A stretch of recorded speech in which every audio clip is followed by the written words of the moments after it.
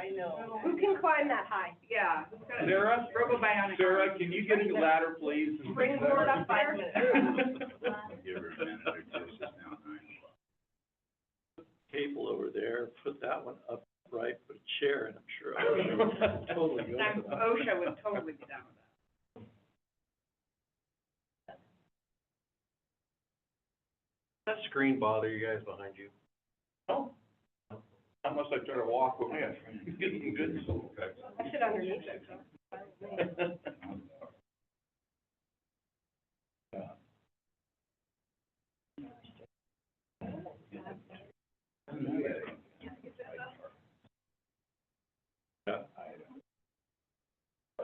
He's looking around.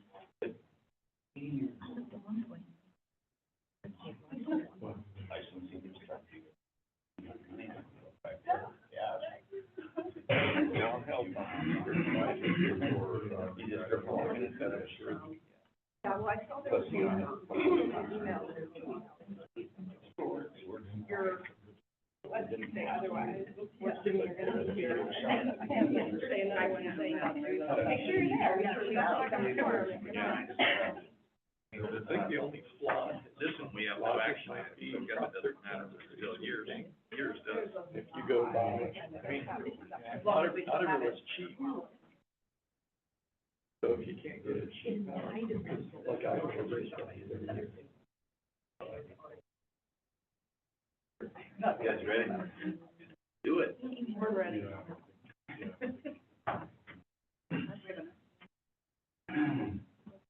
Yeah, guess we got enough. Good morning, everyone. Welcome to the regular meeting of October 24th, 2024, of the Butte County Association of Government. Please join me in salute the flag of our nation. Ready?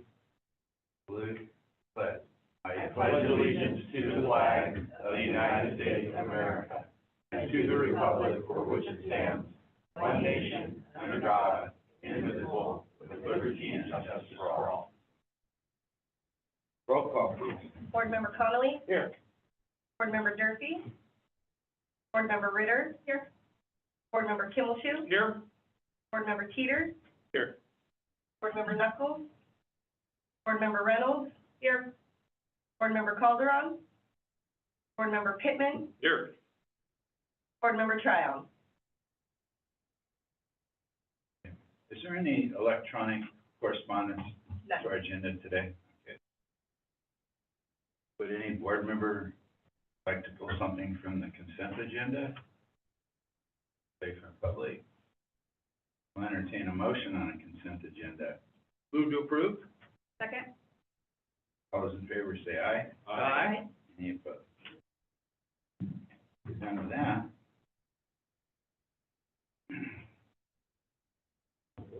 Good morning. Items for information. Butte Regional Transit Fare Increase.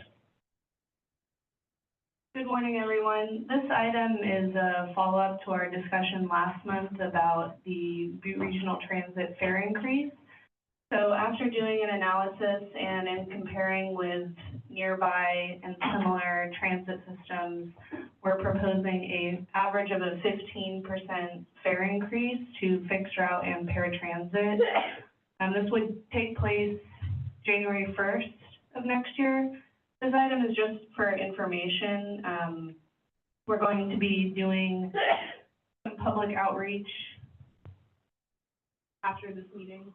Turn me off? I'm too loud. You're doing great, I liked it. Some of us can't hear. After this meeting, we're gonna basically open it up for a 30-day public comment period. We'll be doing outreach just to let the public know and get their comments on the proposed increase. And at the December board meeting, we'll be bringing this item back as a public hearing for approval. So again, this is just for information, letting you all know the analysis and the recommended 15% average increase. And I will take any questions. Questions? Yeah, I just, you don't think this is gonna inhibit ridership? That's a 15% is not, people that ride the bus are gonna ride the bus.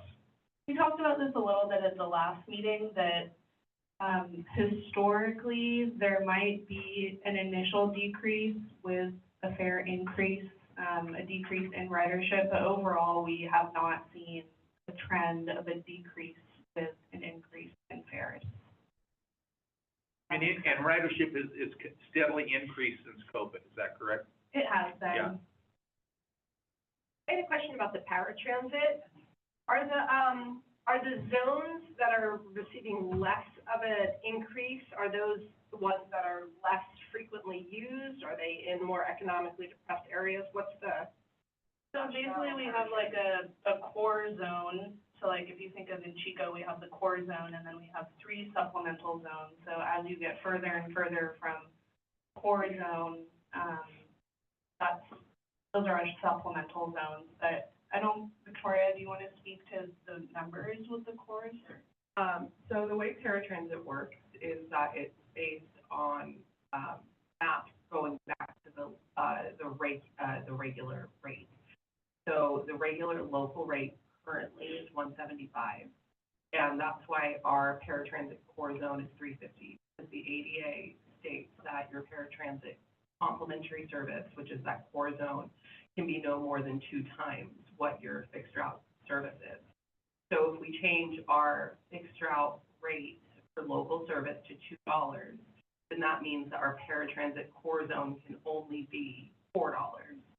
And our ADA policies have in place in them for paratransit logic as to what the rates for those other zones are. So for the rate for zone 1 is set as, I think it says 2.5 times what the core zone is, the rate for, or 2 times what the core zone is, and then you add $2 to each of those to get the other rates.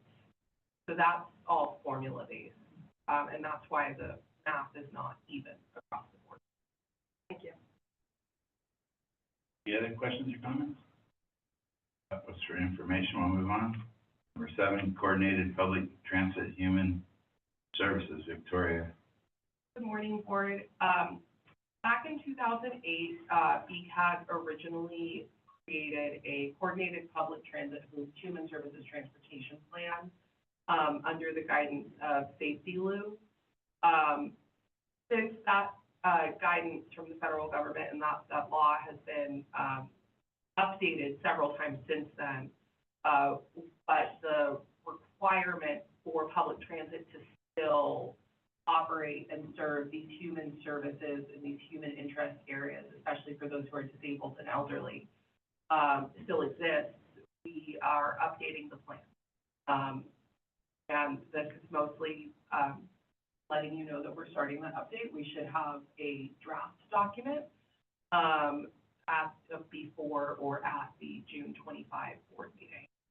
But right now, we're starting the process of identifying the human services agencies that are still in the county or that are new to the county from the previous document, and we're starting that work of reaching out to them and updating the needs that are specific to the disabled and the elderly. Are we having any coordination with the Long Range Master Plan on Aging with this? We can. We should. This is Because all those agencies that you're talking about are Yeah. already sitting at that table, and as well as the Dan Coalition. Any other questions or comments? I don't think so. Thank you. You're up again. Up, unmet transit needs, 2025, Victoria. on the other end of the spectrum, we have our annual unmet transit needs. We have 45 minutes. Can you fill us in? We have the unmet transit needs assessment process, which focuses on the fixed route, and make sure that we are going to places that need service, and we are identifying unmet needs that are reasonable to meet. So we have opened a 30-day comment period, that will culminate at the next board meeting, and, we are soliciting comments from the public, which we do anyway throughout the year, but this is the formalized process for it. so that everyone can tell us where we're falling short, where we should be servicing that we're currently not, and we can identify and look at those requests and determine if they are reasonable to meet and if they're something that would generate fare box revenue and ridership and be possible. With some roads in Butte County, you can't get a 40-foot bus down or 32-foot bus down, but yeah, so we're starting off that process for the annual. I've got a question. I have a gentleman, it's just one gentleman in the Gridley Biggs area that would love to get to Yuba City. And I know that's out of our jurisdiction, but is there any kind of transit he can use to get to Yuba City? No? No public Did transit, Yuba City no. have the same type of thing as the BCAG? Yeah, And it probably runs as far as like Live Oak North or something. there's a 5-mile gap between Live Oak and Yuba, and Gridley, that currently is not in any plans that I've heard of, to address that gap. Besides, it would, yeah, there's just not been any talk. They're kind of focused on their next gen plan and everything, and I don't think it's in there at all, so. And Magalia is being serviced, all right? Amelia is being serviced. Okay. That connection down through Live Oak, south of where we go now is a fact. So we've contacted Yuba Sutter and generally started the process of the things that we can do that might hook up with you guys, get people from our region. Yeah, that'd be great. I mean, the people in Gridley sometimes go to Yuba City to Right. do their shopping and their medical needs. Sometimes they come to Chico or Oroville, so it just kind of in that land area. Similar contact point with county and Dane. Yeah. Use our sales tax office. Okay, good idea, good idea. So in your outreach paradise, what are you guys are planning there for input?